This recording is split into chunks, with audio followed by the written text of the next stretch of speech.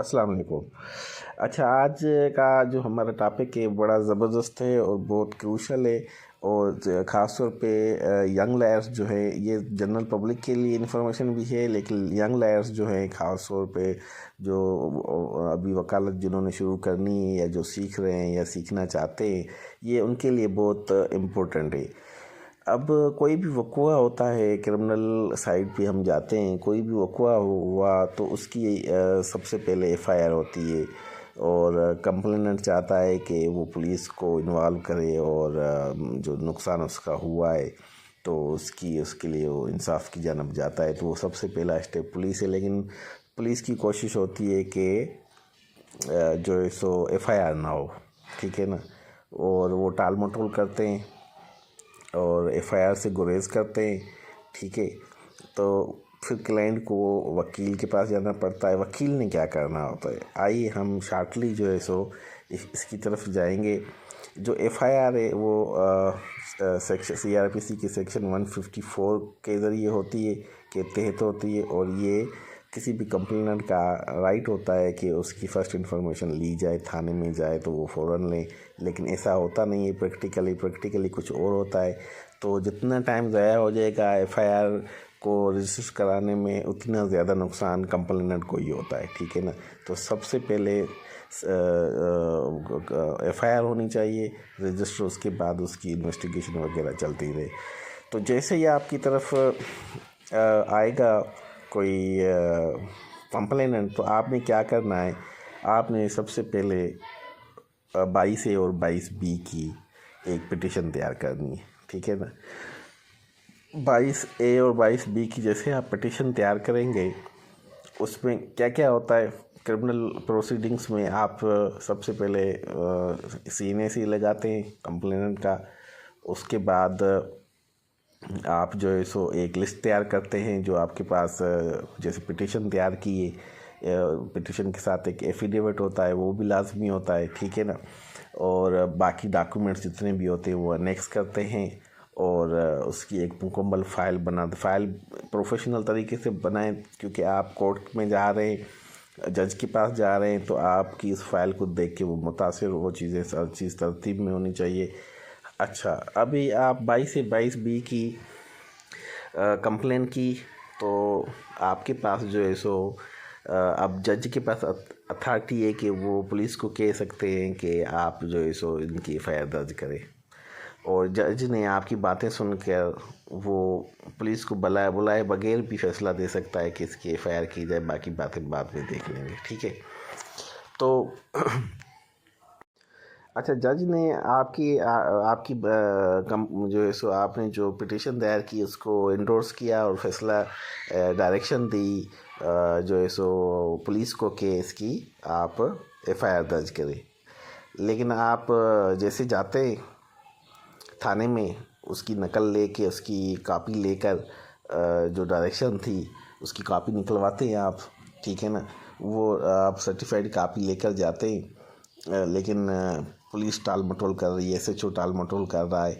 तो उसके बाद आपके पास जो फॉर्म है, दो फॉर्म, एक 199 की आप पिटिशन करें हाई कोर्ट में कि कंप्लाइंस करवाएं जो डायरेक्शन दिए मजिस्ट्रेट ने, सेशन जज ने, जस्टिस ऑफ पीस ने, ठीक है ना।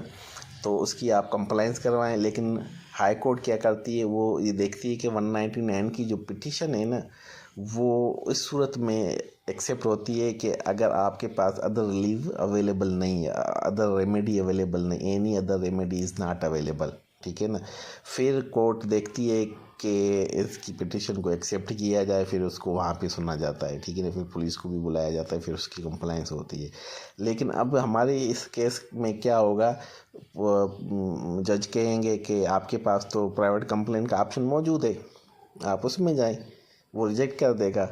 फिर हम 200 सेक्शन 200 सीआरपीसी के तहत हम प्राइवेट कंप्लेंट में जाएंगे और वहाँ पे हम एक नई दरख्वास्त तैयार करेंगे, उस पिटिशन को वहीं रहने देंगे, उस एफआईआर की डायरेक्शन को वहीं रहने देंगे और नई कंप्लेंट बनाकर हम मजिस्ट्रेट के पास पेश कर देंगे। मजिस्ट्रेट उसको देखेगा, सुनेगा, स्टेटमेंट्स होंगी वहाँ पे बाकायदा, और इसमें कोई एफआईआर नहीं होती, बस वहीं पे ही कार्रवाई शुरू हो जाएगी, स्टेटमेंट्स हो जाएगी, सम्मन शुरू हो जाएंगे, ठीक है ना। और अगर जज को लगेगा कि वाकई इनकी बात जेन्युइन है, इनके साथ ज्यादती हुई है, तो फिर वहाँ से ट्रायल शुरू हो जाएगा, ठीक है ना। और जब एफआईआर वाले मामले में क्या होता है, उसमें इन्वेस्टिगेशन होती है, चालान होता है और बाकी सारी प्रोसीडिंग्स होती हैं, और चालान जमा होने के बाद फिर ट्रायल शुरू होता है मजिस्ट्रेट के पास, ठीक है ना।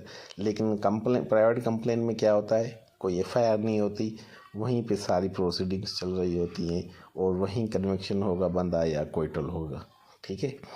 तो ये हमारा एक सिंपल सा एक मामला था एफआईआर के हिसाब से और क्रिमिनल प्रोसीडिंग के हवाले से। तो इसको आप ज़हन में रखें, प्राइवेट कंप्लेन किस सूरत में होती है और 199 की जो पिटीशन है वो किस सूरत में होती है, और एफआईआर पहले तो पुलिस के पास जो भी जाए उसकी एफआईआर होनी चाहिए, लेकिन वो नहीं लेते, ठीक है ना। तो उसके बाद आप क्या करते हैं, 22 की पिटीशन करते हैं, उस पर भी अगर वो सही रिस्पांस नहीं देते तो आप प्राइवेट कंप्लेंट में जाते हैं, ठीक है। अच्छा, एफआईआर पहले होती थी, first FIR, second FIR, third FIR, लेकिन ये प्रैक्टिस अब ख़त्म हो चुकी है, क्योंकि FIR basically has no evidentiary status, ठीक है ना। एफआईआर की बेस पे किसी को सज़ा नहीं होती, ये बात ध्यान में रखिएगा। एफआईआर जो मर्ज़ी हो जाए, उसमें जो मर्ज़ी सेक्शंस डाल दी जाए, इसका मतलब ये नहीं है कि यही सब कुछ। लोग घबरा जाते हैं कि यार इतने जो है सो बड़े बड़े सेक्शंस लगा दिए, तो इतनी दफ़ात लगी हुई हैं, बड़ी मुश्किल सख्त दफ़ात लगी, इसमें तो बंदा रुल जाएगा, लेकिन रुलता नहीं है वो।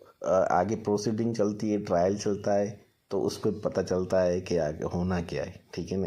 इसका मतलब ये हुआ कि FIR is not the final decision, और कोई फाइनल डॉक्यूमेंट नहीं है या कोई उसकी ऐसी हैसियत नहीं है कि उसको एज एविडेंस लिया जाए, ठीक है ना। It's just a piece of paper, वो एक इन्फॉर्मेशन होती है, ठीक है ना। पुलिस ले ले तो अच्छी बात है, अपना काम वो ठीक कर लेते हैं, पुलिस पे एतमाद जो है सो वो कायम रहता है, बरकरार रहता है कंप्लेनेंट का, ठीक है ना, जो एग्रीड पार्टी होती है। और अगर ना लें तो फिर जाहिर सी बात है, जो वकील है और कंप्लेनेंट है वो मोहतात तरीके से चलते हैं, क्योंकि वो पुलिस पे ट्रस्ट नहीं कर रहे होते, ठीक है ना। फिर वो अपने हिसाब से चलेंगे ताकि उनका जो है सो इंसाफ जो वो मांग रहे हैं वो सिक्योर हो सके। आज का ये टॉपिक था, इसकी राय ज़रूर दीजिएगा और सब्सक्राइब भी कीजिएगा। बहुत शुक्रिया। अगले टॉपिक के लिए हम फिर हाज़िर होंगे। अल्लाह हाफिज़।